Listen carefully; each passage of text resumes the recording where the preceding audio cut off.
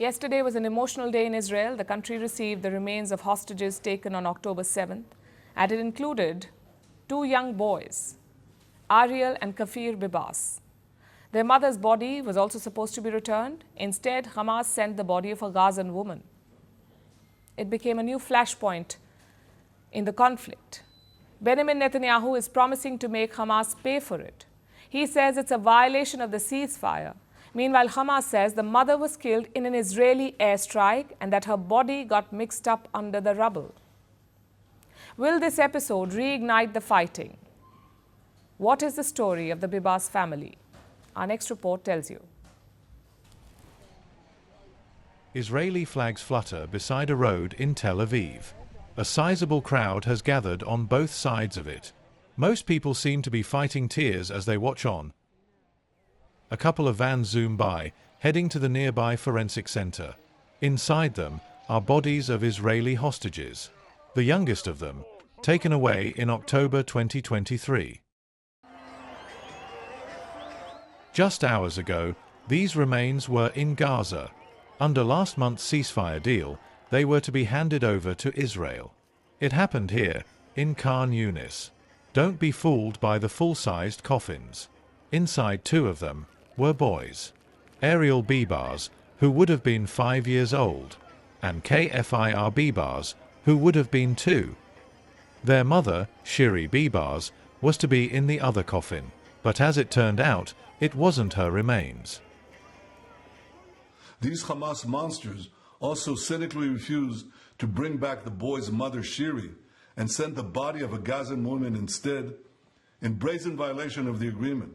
And as the Prime Minister of Israel, I vow that I will not rest until the savages who executed our hostages are brought to justice. The Bibas family lived in Neouns, a settlement in southern Israel. They were taken hostage by Hamas on October 7th. The father, Yarden, was returned this month. But when the rest of the family wasn't, it was clear what had happened. Hamas says the mother and sons were killed in an Israeli airstrike, that the mother's remains got mixed under the rubble. But Israel disputes this. They claim Hamas men killed the boys with their bare hands. In Israel, the Bibas boys had become a symbol of Hamas brutality. Now that their mother's body is missing, the grief will only grow. It really hurts because once they are dead, and we really hope that they won't be dead, that they will come back.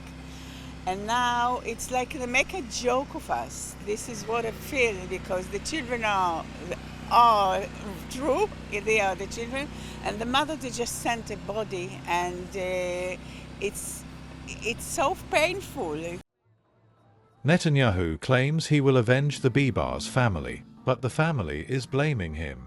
They say Netanyahu abandoned them on October 7th and again in Gaza, while they were in captivity. So the family is asking him to apologize. But the Prime Minister is thinking politics. With Donald Trump on his side, Netanyahu is spoiling for confrontation. He is supporting the plan to evacuate Gazans, to turn the Strip into a resort town. But Arab nations have vowed to fight it. They are meeting today in the Saudi capital of Riyadh. The main agenda is to oppose Trump's plan to reaffirm their commitment to the two-state solution. As the politics plays out, grief will take a backseat. But the Bibas family story should serve as a reminder, not just of the brutality of October 7th, but of how fragile this ceasefire is. Merci beaucoup. Hi, how are you? Very well, thank you. Thank you for being here. Namaste, Mr. President. Bharat Kelogan, Komeri Namaste. How many people generally follow you in interviews? Typically, in a month, we have viewers up to 150 million. That's more than twice the population of France. And in the last 2 years, we had 3 billion viewers. So I say, Laurent, this is your chance to be famous. You're on Firstpost. One word to describe your equation with Prime Minister Modi. Amitié. As India and France work together, are you creating a new era of non-alignment in the technology space? India is a training superpower. 1 million engineers a year. more than all of Europe and the US combined. So we have that partnership. We have a partnership on the environment and the economy. We also have civilian nuclear programs, and that is something we've developed far beyond the France-India relationship. So we want to work together on AI.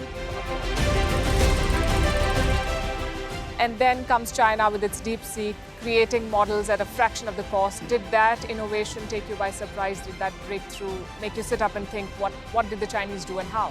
But what did DeepSeek do? They took everything that was already available from the last AI model, and then they recalibrated it. So are you going to ban Chinese AI in France? So we don't have this American approach of banning tech because of where it comes from.